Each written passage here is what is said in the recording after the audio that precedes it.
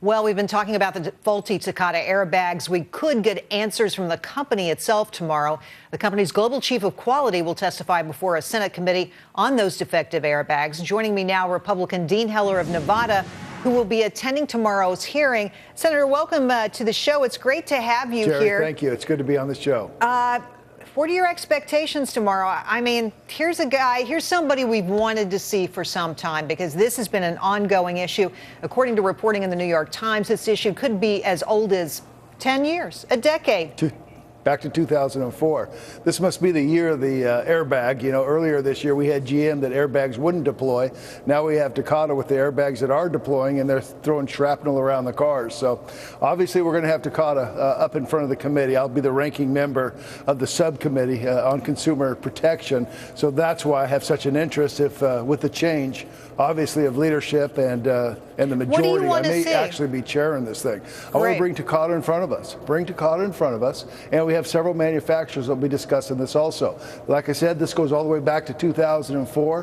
What did they know? When did they know it? Obviously, we'll have NHTSA in front of us also, the administration arm of keeping an eye on this. We want to find out where they are and what they knew and when they knew it. So anyway, a lot of questions, a lot of discussions. The hearing's tomorrow, so I'm looking forward to it. So, Senator, you know, we just had Joan Claiborne on, and she was talking about former NHTSA official, how she believes there may be many more deaths. We've talked about as many as 5 deaths from these airbags. Correct. And again, what happens is they deploy, they shoot shrapnel out into the interior of the car, and people get essentially stabbed by their own car.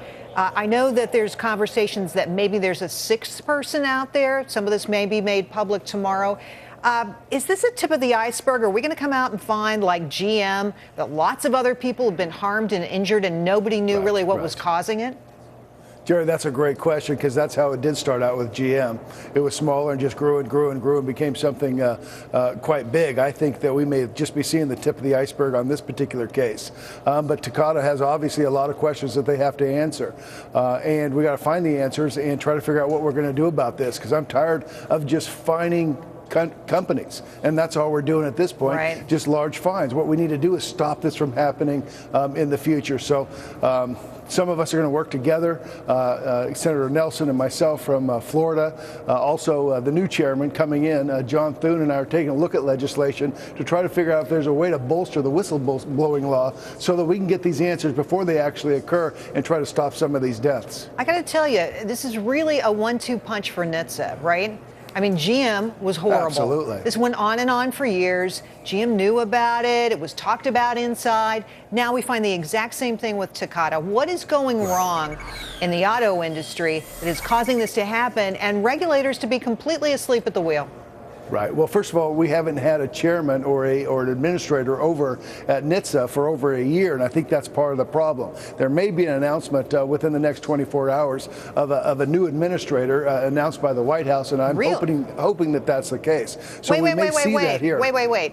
A new administrator for NHTSA? Who would that be? Correct. I don't know who it is going to be at this point, but I'm hearing rumors that something may be announced within the next 24 hours. Because I believe the current administrator has not been in the office that long, has he? Has not and is not an administrator. In other words, this is someone that's just that was an acting administrator for a certain period of time and went back to his old job. So we don't actually have an administrator at this point over at NHTSA and haven't had one for over a year. So who do you think it might be? I'll leave that up to the White House, but I'll tell you, I want to have hearings right away. I think that this gentleman or woman, whoever it may be, will come in front of the Commerce Committee right away because obviously that's a key piece of this pie of trying to avoid these problems in the future. So let's get that hearing right away. Well, Senator Heller, I hope we can talk to you tomorrow because we're going to be watching every minute of these hearings and seeing exactly what you do. Thanks for coming on tonight. Happy to come back. Very happy to come back. Thank you. Appreciate it.